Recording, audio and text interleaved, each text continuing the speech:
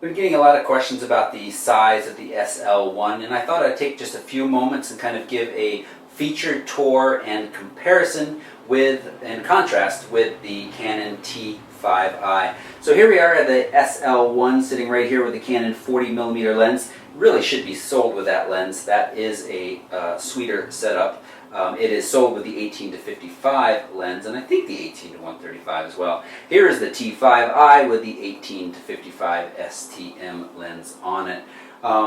Now, obviously, as I just said, I'm shooting, or I got the 40 on there, so right away the SL1 has a pretty distinct advantage. But as soon as you take that lens off and put on a more standard one, like the 18 to 55, I think this is the standard, not the STM, but it's the same size, you can see that it loses a lot of its advantage, and now for the most part it's really similar in size and shape to the T5i.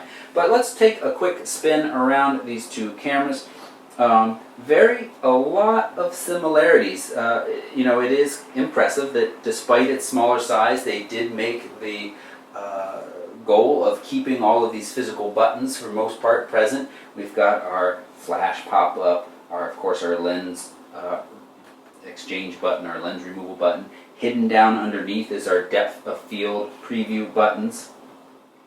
On the side here, hidden under this little rubber flap, is a mic port for external mic, remote jack, our USB output for video, and our HDMI output for video as well. No difference over here on the T5i, except those two things are split up behind two different rubber doors. Let's flip it around to the back. Now, the biggest difference that should be very immediate and apparent is the lack of an articulating screen on the back of the T5i. Now, both of these are touch screens, but the T5i, of course, is articulating. Nice flip-out screen. You can flip it all the way around to the front so you can see what you're doing if you're in front of the camera. And the T5i does not have that. Both are very bright, vibrant screens. The T5i has some sensitivity adjustments the SL1 has some sensitivity adjustments to that touchscreen that the T5i does not.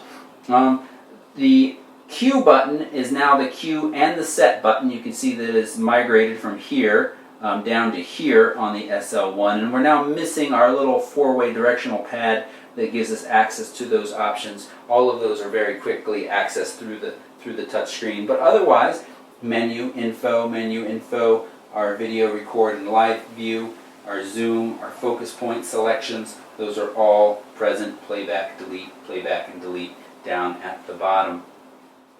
Over on the side here, we've got our SD card slot on the T5i. It's integrated down with the battery and pops in there. It is a smaller battery on the SL1, and I have noticed a shorter battery life as a result. No real surprises there.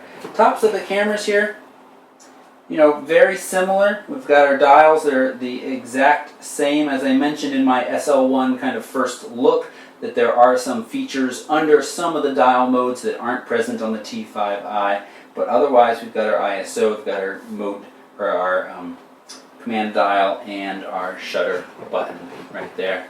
So that was a quick look at the SL1 and the T5i side by side. Biggest glaring difference, of course, being the absence of the articulated touch screen. As soon as you put, and I said this at the beginning, but as soon as you put another lens on the front of this SL1 other than the 40, I think it becomes a lot less interesting.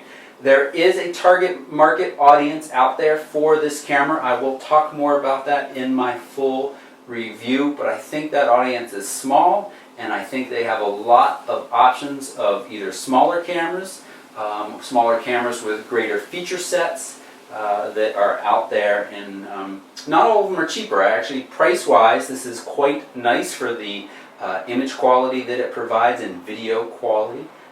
But there are other options out there. So, full review coming, but for now this was a look at the SL1 and the T5i. If you have questions about either of these cameras or wondering which one is right for you, leave a comment down below or come over and find me on Facebook. Please subscribe. Thanks for watching.